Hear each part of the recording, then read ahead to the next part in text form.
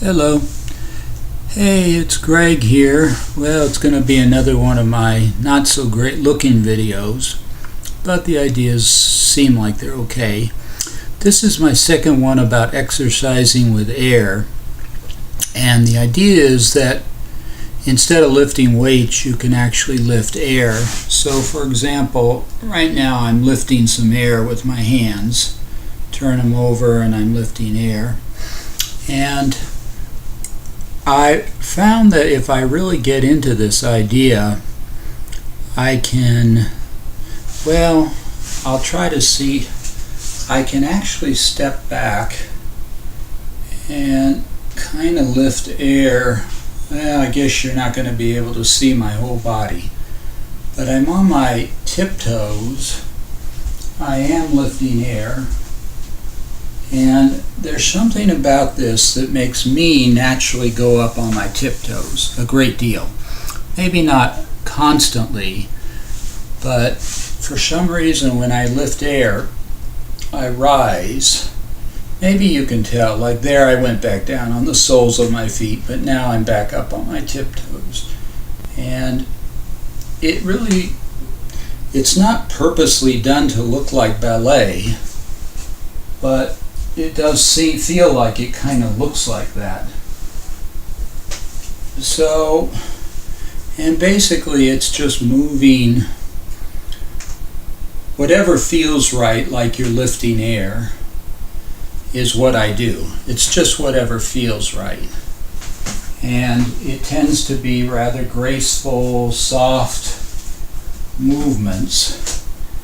And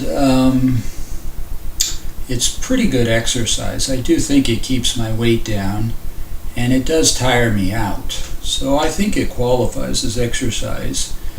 And I think spending a lot of time on your tiptoes actually strengthens your feet and legs and gives you better balance. I have noticed that I have much better body control having done a lot of this for the last couple of weeks. In fact, I get into just walking around on tiptoe. Well, actually, when I walk places, I can do this exercise too. Like I'm stepping back from you. But if I were walking to the kitchen to wash dishes, for example, I might walk like this.